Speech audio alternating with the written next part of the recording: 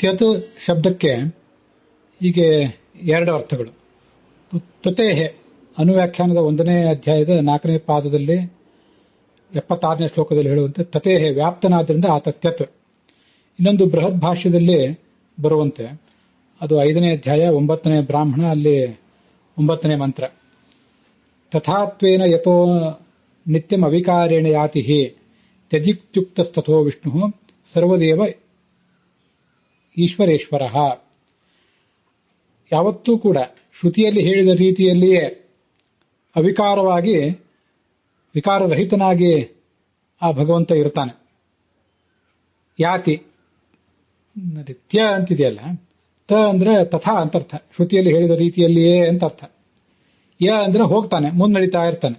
ಯಾತಿ ಹಿ ಆ ಕಾರಣದಿಂದಾಗ ಅವನಿಗೆ ತ್ಯ ಅಂತ ಹೇಳ್ತಾರೆ. ತ ಮತ್ತು ಯ ಇವೆರಡು ಸೇರಿ ತ್ಯ ಅಂತಾಗಿವೆ. ಇದಲ್ಲದೆ ತೈತ್ತರಿ ಉಪನಿಷತ್ತಿನ ಭಾಷ್ಯ ಒಂದು ವರ್ಣನೆ ಮಾಡುವಂತೆ ತಥೋ ನಿಯಾಮಕಶ್ಚೇತಿ ತ್ಯದ ಆನಂದ ವಾಚ್ಯತಃ.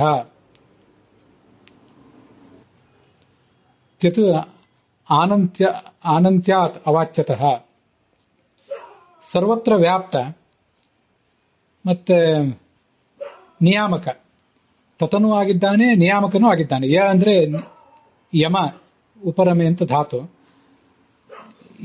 ಹಾಗಾಗಿ ಯ ಅನ್ನುವುದು ನಿಯಾಮಕ ಅನ್ನೋದನ್ನು ಹೇಳ್ತದೆ, ತ ಅನ್ನೋದು ತತ ಅನ್ನೋದನ್ನು ಹೇಳ್ತದೆ.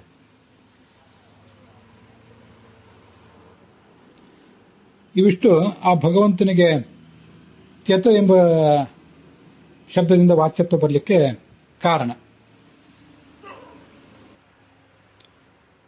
ಅಂತಹ ತ್ಯತ್, ತ್ಯಂ ಅಂದ್ರೆ ಸರ್ವವ್ಯಾಪ್ತನಾದ, ಎಲ್ಲರಿಗೂ ನಿಯಾಮಕನಾದ, ಜಾತವೇದಸಂ ಸರ್ವಜ್ಞನಾದ, ದೇವಂ ಭಗವಂತನನ್ನ, ದೇವಂ ಸೂರ್ಯಂ ಜ್ಞಾನಿಗಳಿಂದ ಪ್ರಾಪ್ಯನಾದ ಭಗವಂತನನ್ನ, ವಿಶ್ವಾಯ ಜಗತ್ತಿಗೆ ದೃಶೆ ತೋರಿಸಲಿಕ್ಕಾಗಿ, ಕೇತವಃ ಜ್ಞಾನಿಗಳು, ವಹಂತಿ ನಮಗೆಲ್ಲರಿಗೂ ಕೂಡ ಉಪದೇಶಿಸ್ತಾರೆ, ಉದ್ವಹಂತಿ ಉಪದೇಶ ಮಾಡ್ತಾರೆ ಅಂತ ಅದರ ತಾತ್ಪರ್ಯ.